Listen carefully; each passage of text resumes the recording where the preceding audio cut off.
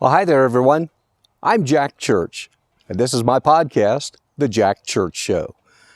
I'm coming to you this afternoon from one of my favorite places that I've come to oftentimes to do this show, as well as sometimes our YouTube videos.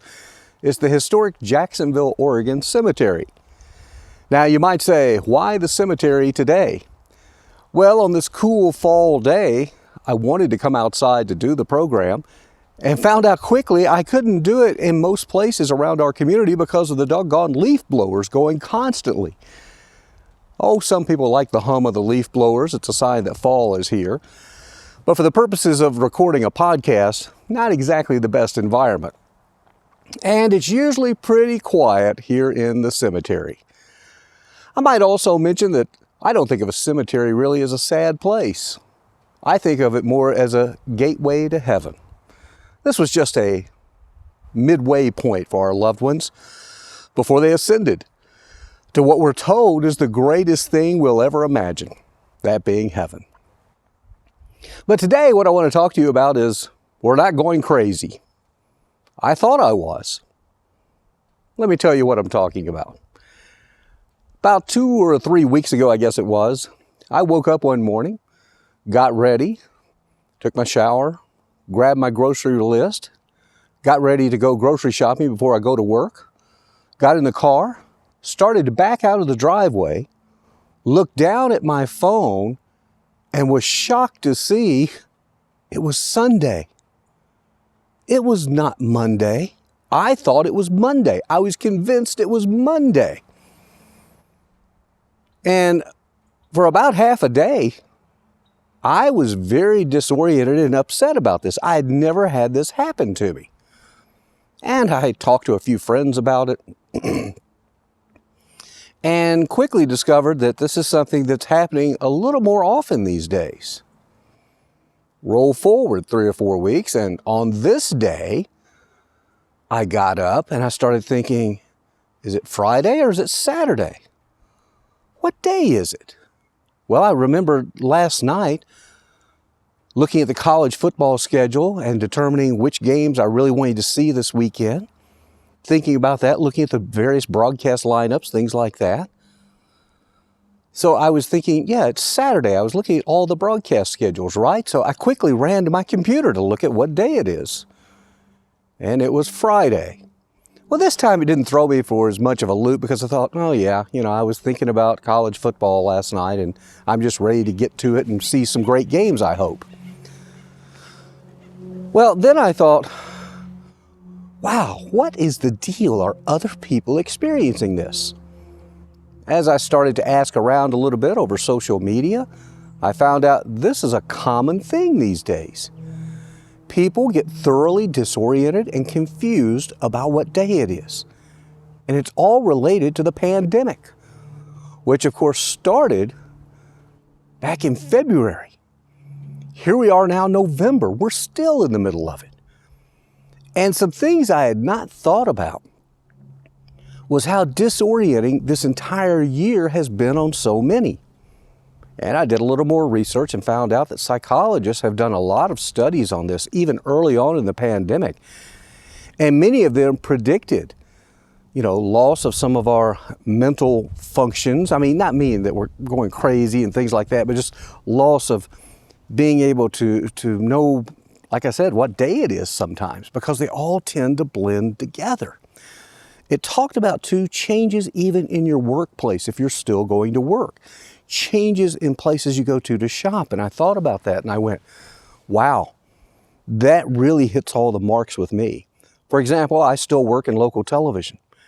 And at my office, we have probably, I don't know how many, but several workers I have not seen since March. They've been remote workers. You walk through the office areas and they're empty. Throughout the building, there are hand sanitizing stations. Before you can enter the building, there's a big sign on the doors that says mask mandatory inside this facility. So we have to wear masks in our building anytime we're not sitting at our desk, and some have to wear it at their desk. They've put up these plexiglass partitions between all the workers. They're all over the place. We get daily and weekly email reminders about how many new COVID cases there are in our county. We get daily, weekly reminders of how we need to do this. It's always the same. Wear a mask, wash your hands, keep your distance from people. So we have that. That's disorienting. I had not thought about it, but it is. The workplace is turned upside down in my case. And then I get back to the thing about college football and about trying to think that it was Saturday. And then the other time I thought it was Monday when it should have been Sunday. Well, here's the deal with that. Well, first of all, this year I've had to deal with the loss of my wife, Pam. That's disorienting enough. She was always there every morning and somebody to talk to, somebody to talk about the day with. After that, when it comes to like football games and this summer baseball games and concerts and going to a theme park, well, we couldn't do those things. They were taken away. Even church for many of us, taken away. We had to do it online so we could watch it really any day of the week. So those things that used to separate the weekend from the weekdays were lost. And I guess I take a little comfort in knowing now that, no, I'm not going crazy, but it's still not much fun. Now, I have some friends out there who they've been just perfectly fine throughout the pandemic. And I'm going to tell you, though, it's a rather select group of folks. And they're good people, mind you. But a lot of them are retired.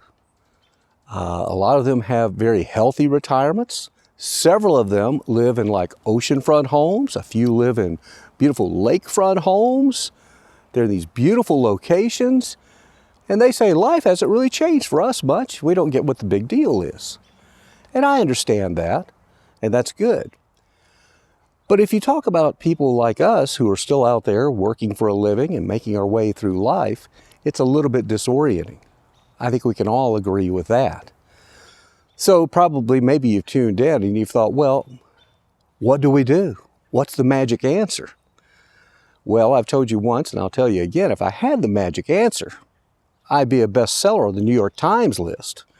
And this program will be billing in millions of dollars in advertiser revenue. But we all know that's not going to happen, not anytime soon.